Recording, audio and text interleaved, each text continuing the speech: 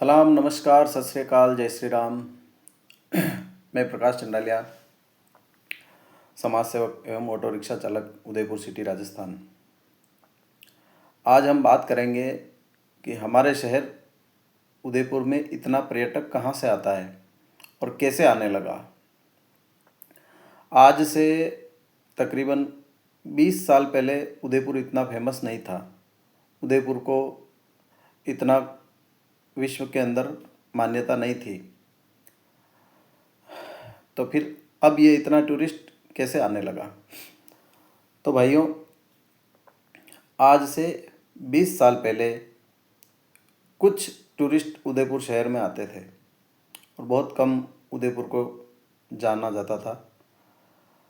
पर जैसे ही टूरिस्ट धीरे धीरे उदयपुर शहर में आने लगा, तो हमारे जो पुराने ऑटो चालक हैं, उन ऑटो चालक भाइयों ने टूरिस्ट को जितने भी उदयपुर के टूरिज़्म पॉइंट है, उन सभी पॉइंट पर ले जाकर अच्छी तरीके से घुमाना, उनको गाइडिंग करना, उनको व्यवस्थित तरीके से ला के वापस होटल छोड़ना, ये भूमिका एक ऑटो चालक ही निभा सकता है और एक ऑटो चालक ने ही निभाई है। पहले सिर्फ सिटी पैलेस महल के अंदर ही गाइड हुआ करते थे, बाहर कोई गाइड भी नहीं होता था किसी भी पॉइंट पे। आज हर पॉइंट पे गाइड खड़े हैं।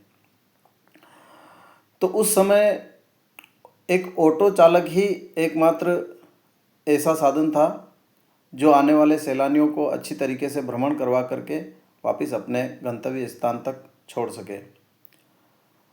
तो इस उदयपुर शहर को इतना प्रचलित होने में कहीं न कहीं ऑटो चालकों की अहम भूमिका रही है। तब जाकर के आज ये शहर इतना प्रचलित हुआ है। क्या पहले बाइक रेंट चलती थी जो उससे टूरिस्ट आकर के बाइक पे घूम करके उदयपुर को इतना फेमस किया? नहीं, ये सब ऑटो चालकों ने किया है। और आज ऑटो चालक पिसता जा रहा है। कैसे? आज धड़ल्ले से उदयपुर शहर में कम से कम 2 से 3 हज़ार स्कूटियाँ रेंट पे चल रही है। और आप देख लो कि हर गली में जहाँ पर भी इस सिटी के अंदर निकला जाए, वहाँ पर किराना की दुकान हो गई, ई मित्र हो गया, होटल हो गई, चाय का ठेला, सब के ऊपर स्कूटी बाइक रेंट मिलता है। और सबसे बड़ी बात, जो ऑटो चालक रेलवे स्टेशन और बस स्टैंड से टूरिस्टों को लेकर के होटलों में छोड़ने के लिए जाते हैं, इस उम्मीद के साथ में कि ये पर्यटक घूमने के लिए आए हैं और इनसे हमको दिन भर की दिहाड़ी मिलेगी और उससे 1800 रुपये हम कमा लेंगे। होता क्या है, जैसे रेलवे स्टेशन बस स्टैंड से ऑटो चालक होटल के अंदर आने वाले टूरिस्ट को छोड़ के आता है और अपने नंबर देकर आता है। अब जो होटल व्यवसाय है, उनका काम है टूरिस्ट को रूम देना, रूम सर्विस करना। इसके अलावा अभी होटल के हर मैनेजर काउंटर पर बाइक रेंट अवेलेबल है। इसका जिम्मेदार कौन है? जैसे ही ऑटो चालक टूरिस्ट को वहाँ पर छोड़ के आता है और उम्मीद करता है कि 9-10 बजे के आसपास में टूरिस्ट फ़ोन करेगा और मैं ऑटो लेके जाऊंगा और उनको अच्छे से घुमाऊंगा, 1800 रुपये कमाऊंगा। लेकिन ऑटो चालक के पास में फ़ोन नहीं आता है। यदि ऑटो चालक फ़ोन करता भी है तो टूरिस्ट उसको यह कह के मना कर देते हैं कि हमारा अरेंजमेंट हो चुका है।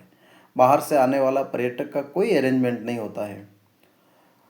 जितनी भी ठहरने की होटलें चल रही है, उन सभी होटलों पर बाइक रेंट अवेलेबल है। तो इसको कौन रोकेगा? क्या प्रशासन को इस तरफ ध्यान देना चाहिए? जिन ऑटो चालकों ने उदयपुर शहर को इतना प्रचलित किया है, आज वो ऑटो चालक धंधे से हीन होता जा रहा है। आप सोचिए, इतना बाइक रेंट चल गया, ओला, उबर, रैपिडो, ये सारी चीज़ें चल गई है, तो ऑटो चालक को धंधा कहाँ से मिलेगा? तो पुलिस प्रशासन को चाहिए कि इस चीज़ की जांच करे कि क्या एक किराना की दुकान चलाने वाले को बाइक रेंट देने का अधिकार है? कहाँ से उसने लाइसेंस लिया? एक ई मित्र संचालक को क्या बाइक रेंट देने का अधिकार है? उसने ये अधिकार कहाँ से लिया, कहाँ से लाइसेंस बनवाया। उसके अलावा कम से कम 150 से 200 दुकानें पूरे शहर के अंदर सिर्फ इस चीज़ की खुली हुई है कि bike on rent, bike on rent, और बड़े बड़े पोस्टर लगा करके बाहर 10-10, 15-15 स्कूटी खड़ी की हुई है। तो उनसे कौन जाके पूछेगा कि आप लीगल हो या अनलीगल हो? ये काम प्रशासन का है, ऑटो चालक थोड़ी करेंगे क्या? तो प्रशासन यदि हमें उनके अनुसार चलाना चाहता है तो कुछ हमारी मांगे हैं, उनको भी प्रशासन को ध्यान में रखना चाहिए। और होटल मालिकों को ये पता नहीं है कि हमारी होटलों में स्कूटी रेंट दी जा रही, ये सब मैनेजर का कमाल है। तो मैनेजर भाइयों से भी निवेदन है, यदि आपके यहाँ पर कोई ऑटो चालक गेस्ट लाता है तो आप गेस्ट को यही बात बोलिए कि भाई आप जिस ऑटो में आए हो उससे बात कर लो, या फिर आप बाहर से कोई ऑटो रिक्शा पकड़ के सिटी घूम लो। अगर आप बाइक अवेलेबल करा देंगे तो ऑटो चालक कहाँ जाएगा? ऑटो चालक का तो धंधा मारा जा रहा है। और इस उदयपुर शहर का नाम रोशन करने में ऑटो चालकों ने अहम भूमिका निभाई है। हम प्रशासन का पूरी तरह से सपोर्ट करेंगे और सपोर्ट करते हैं, प्रशासन के अनुसार ही चलते हैं। अभी जैसे यातायात नंबर दिए हैं, पुलिस ने हेल्पलाइन नंबर दिए हैं, तो ऑटो चालक राजी खुशी इस चीज़ को लगा देगा अंदर और बाहर। और जैसा एसपी साहब ने बोला है कि आपको वर्दी पहननी पड़ेगी थोड़े दिनों बाद, तो वर्दी भी पहनेगा ऑटो चालक, क्योंकि ऑटो चालकों के अंदर अब बचा क्या है? सब तरीके से ऑटो चालक दबा जा रहा है, कोई बोलने वाला नहीं है, ऑटो वालों की आवाज़ उठाने वाला नहीं है। इसलिए ऑटो चालकों को जैसा बोलेंगे वैसा करेंगे। और अच्छी बात भी है, यूनिफॉर्म अगर हो तो यूनिफॉर्म के अनुसार चलना चाहिए, ताकि एक जैसा दिखे सभी ऑटो चालक।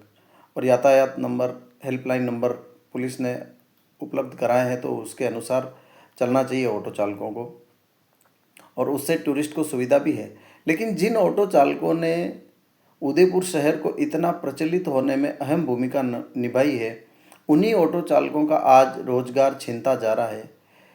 तो प्रशासन इस तरफ भी ध्यान दे कि ये जो अवैध बाइक रेंट चल रही है उदयपुर शहर में, मैं फिर से इसी बात को दोहरा रहा हूँ कि 3-3 बार ज्ञापन दे चुके हैं, 3-3 बार कलेक्टर के बाहर इकट्ठा हो गए हैं, आप हमारी एक भी बात नहीं सुन रहे हो साहब। कभी आपने इस तरीके की जांच नहीं करवाई कि ये जो दुकानें खोल खोल के बैठे हैं बाइक ऑन रेंट के पोस्टर लगाकर, बैनर लगा करके, इनकी जांच कराई जाए कि इन्होंने ये लाइसेंस कहाँ से प्राप्त किया।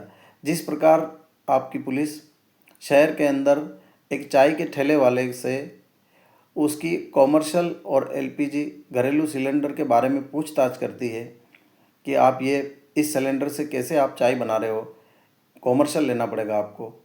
उसी प्रकार आप ये सवाल इन बाइक ऑन रेंट वालों से भी पूछ सकते हो साहब कि आप ये बाइक ऑन रेंट का परमिशन, ये लाइसेंस आप कहाँ से लेकर के आए। अगर वो लीगल है तो आप उसको जितनी उसके पास में स्कूटी या बाइक रखने की परमिशन है उतनी ही उसको अथॉरिटी दी जाए।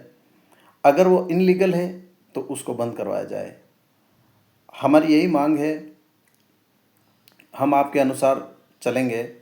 और मैं सभी ऑटो चालक भाइयों से भी निवेदन करता हूं कि जो भी हमारे एसपी साहब और प्रशासन हमें गाइडलाइन देते हैं, हमें उसके अनुसार चलना है, लेकिन शांतिपूर्वक हमें अपनी बात भी रखनी है, ताकि हम